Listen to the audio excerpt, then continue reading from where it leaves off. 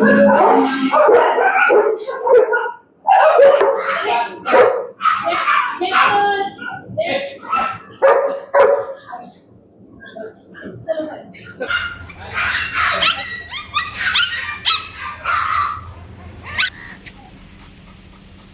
आज आलेलो आहे वडगाव कांदळी हे जुन्नर तालुक्यातलं एक महत्वाचं गाव आहे।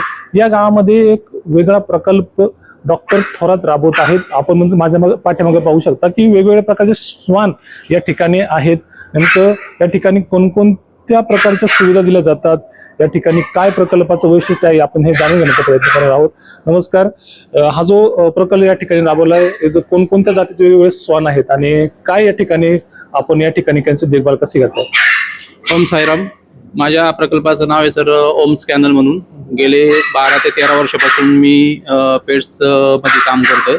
तर माझ्याकडे आता सध्या जर्मन शेपर्ड, सायबेरियन हस्की, जसे आपण बघितलं सिझू, त्याच्यानंतर जर्मन शेपर्ड मध्ये शॉर्ट कोट, लॉंग कोट आणि लॅब अशा प्रकारमध्ये आपण ब्रीडिंग करतो।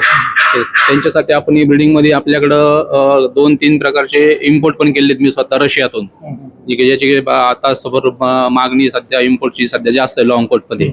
त्या हिशोबाने आपण 2 श्वान आपण रशियातून, सायबेरिया कंट्रीतून आपण इम्पोर्ट पण केलेले आहेत। तर त्याच्या ब्रीडिंग सेंटर आपण त्याच्यामध्ये ऍक्टिव्हिटी मध्ये ब्रीडिंग सेंटर ब्रीडिंग पण करतो, बच्चे परचेसिंग, सेल, त्यानंतर ग्रूमिंग, वॅक्सिनेशन, प्रायमरी ट्रीटमेंट या गोष्टी आपण अवॉइड करतो। त्याचप्रमाणे आपण इथे आपल्या ओम्स कॅनल मध्ये हॉस्टेलिंग पण अवेलेबल करतोय, जेणेकरून कुणी मंडळींना गावाला किंवा लग्नाला निमित्त जायचं असेल कुणाला तर आपण हॉस्टेलिंग पण या ठिकाणी आपण त्यांना अवॉइड करतोय। जुन्नर तालुक्यामध्ये हा एक तुमचा वेगळा प्रकल्प आहे। यानंतर अजून काही प्रकल्प आहेत का जुन्नर तालुक्यामध्ये का कसं? नाही, सध्या तर आता ह्या डॉग ब्रीडिंग मध्ये तर माझाच एक फार्म आहे ओम्स कॅनल नावानी, जो प्रथमच आपण 7-8 वर्षापासून रन करतोय। तर आणि हा प्रकल्प आपला गव्हर्नमेंट रजिस्टर आहे, त्याच्यामध्ये आपण गव्हर्नमेंट रजिस्ट्रेशन केले, त्याचे सगळे नॉब्स जे आहेत गव्हर्नमेंटचे ते आपण पुरेपूर केलेले आहेत।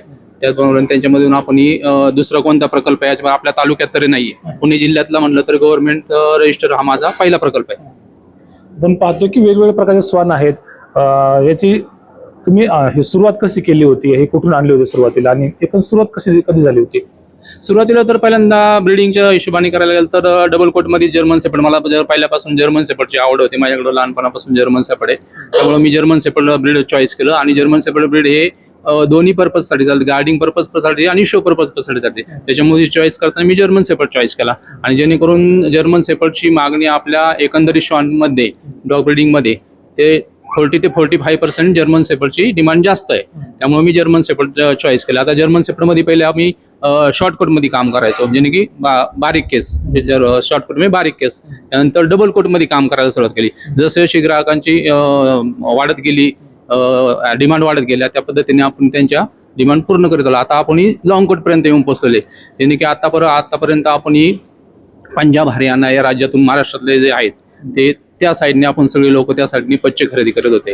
पंजाब सारख्या, हरियाणा ते लोक आपल्यापेक्षा 1-5-10 वर्षांनी ब्रीडिंगच्या पर्पज मध्ये सगळ्यात पुढे, गायीमध्ये, म्हशीमध्ये आपण पाहतोच हरियाणा, पंजाब, त्या पद्धतीने पंजाबमध्ये पण लॉंग कोट मध्ये क्रेज चांगली, त्या तिकडून परचेसिंग जास्त करत होते। मग आपण काय केलं, आपल्याकडून आपण 2 इम्पोर्ट रशियातून इम्पोर्ट केले आणि त्याची स्वतः ब्रीडिंग इथे चालू केली आणि आपण कस्टमरला त्यात आपण पपीज सेल करतोय। आता एकूण किती संख्या आहे श्वानांच्या तुमच्याकडे? आता माझ्याकडे सध्या 23 काउंट आहे, सगळा लहान मोठा ब्रीडिंग साठी। आणि बच्चे जे आहेत, बच्चे तर चालूच असतात, 10, 15, 20 काय ते सेल चालूच असतात। तुमच्याकडे जो ग्राहक वर्ग येतो, कोणकोणत्या प्रकारचा ग्राहक आहे आणि कुठून ग्राहक तुमच्याकडे येतात? आता आपल्याकडं मिडल क्लास मध्ये शक्यतो जास्त ग्राहक नसतात, कारण की त्याच्या जे ब्रीडिंग आपण करतो, आता आपलं हे जे लॉंग कोटचं ब्रीडिंग होतं त्याच्यामुळे आपल्याला त्याचा खर्चही तेवढा तुलनेत परवडला पाहिजे, तर तुलनेने आपण शॉर्टकट मध्ये ब्रीडिंग करत नाही, लॉंग कोट मध्ये करतो। शॉर्टकटचे रेट्स पाहायला गेलं तर 10,000, 12,000 पर्यंत रेट चालतात, आणि लॉंग कोटचे रेट्स पाहायला गेलं तर 40-45 पर्यंत, त्याच्यामध्ये तफावत आहे। त्यामुळे आपण ब्रीडिंग करताना लॉंग कोट मध्ये करतो।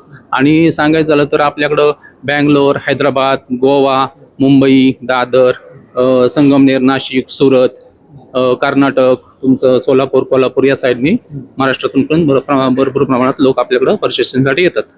काय एकंदर अंदाज काय, रेंज कशी असते यांच्या श्वानाची, किंमत कसं असतं अंदाज? आता हे शॉर्टकट मध्ये जर करायला गेलं तर शॉर्टकटचे रेट कमी असतात, त्या जर इम्पोर्ट मध्ये असेल तर त्याचे रेट चांगले असतात। पण जर लोकल जर आपण घ्यायला गेलो, समजा मला एक कुत्र्याचं पिल्लू पाहिजे, ग्राहक येतो आपल्याकडं, त्याचं बजेट असतं 10 ते 12 हजारापर्यंत। साधारणतः. तर 10 ते 12 हजारापर्यंत पासून आपण 40, 45, 50 हजारापर्यंत एक बच्चा आपण 2 महिन्याचं वॅक्सिनेशन केलेलं आपण सेल करतो.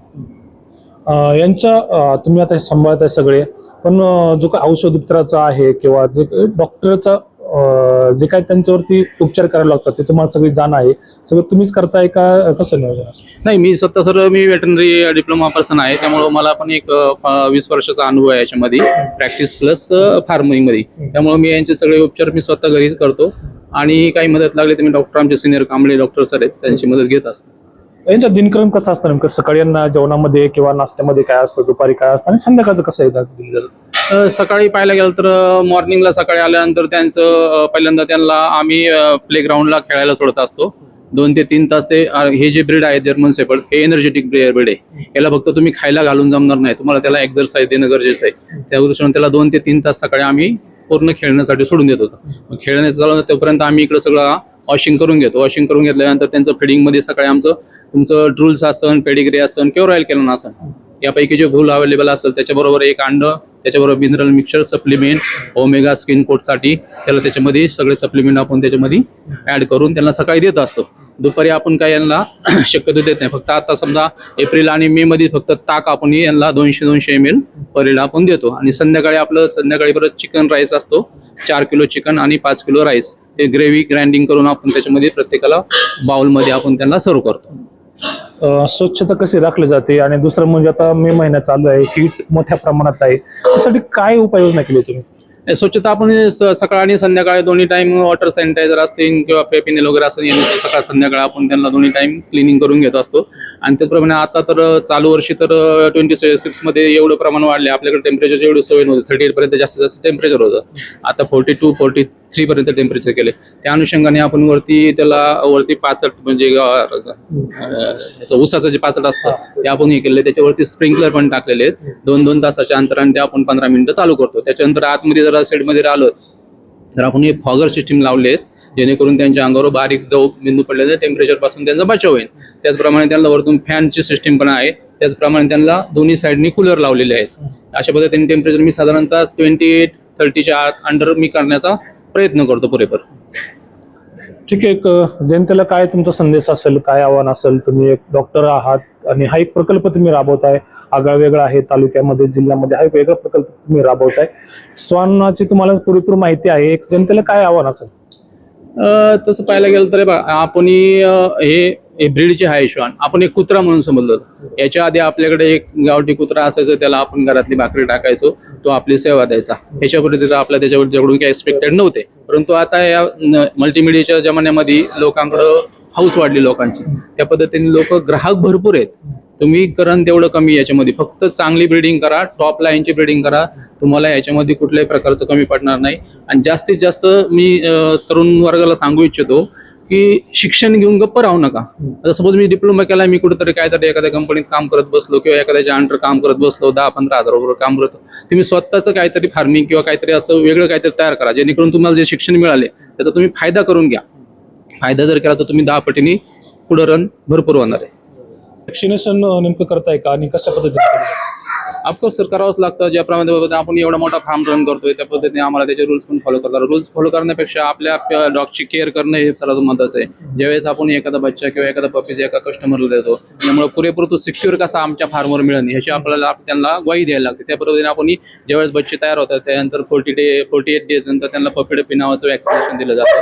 आणि त्याचप्रमाणे बाकीचे जे आपले डॉग्स आहेत त्यांना आपण 6 मंथली रेबीज आणि गॅस्ट्रोचे वॅक्सिनेशन प्रॉपरली करतो. त्याचप्रमाणे आता टिक्ससाठी जो फेब्रुवारी पासून उन्हाळा चालू होतो, तो टिक्स कंट्रोलसाठी आम्ही ब्रॅव्हॅक्टो नावाची एक टॅबलेट येते, ती 6 मंथ आपली डॉगला प्रोटेक्ट करते. त्याच्यामुळे ते डिवॉर्मिंग आणि ब्रॅव्हॅक्टो या दोन्ही गोष्टी आम्ही कंपल्सरी करतो म्हणजे करतोच. आणि बाकी तर मल्टीव्हिटॅमिन मिनरल्स वगैरे या तर रेग्युलर गोष्टी चालूच असतात. सध्या लोकांची मागणी कोणत्या श्वानाला जास्त आहे आणि काय किंमत असेल?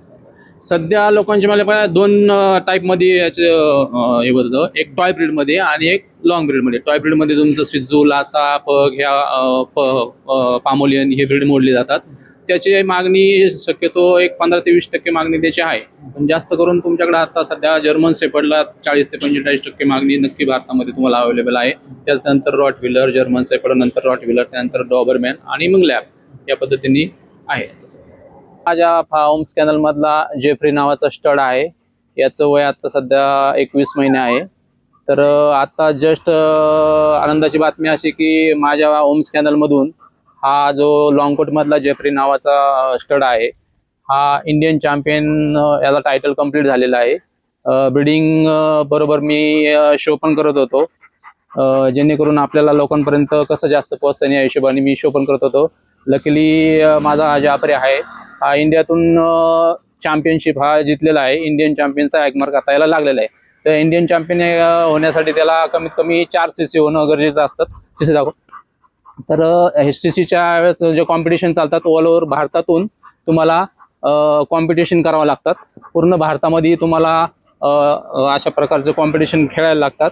त्याच्यामध्ये साऊथ, नॉर्थ, पंजाब, हरियाणा, कर्नाटक, राजस्थान, मुंबई, गोवा या सगळ्या महाराष्ट्रातून टोटल भारतातून तुम्हाला कॉम्पिटिशन येत असतात. त्यामध्ये तुम्हाला 1 CC मिळणं गरजेचं असतं. त्याच्यामध्ये तुमचं टायटल होणं गरजेचं असतं. 1 CC मिळाल्यानंतर तुम्हाला सेकंड, थर्ड आणि फोर्थ अशा 4 प्रकारच्या ज्यावेळेस CC तुमच्या होतील त्यावेळेस तुमचा जो डॉग आहे तो इंडियन चॅम्पियन म्हणून संबोधला जातो. थँक्यू.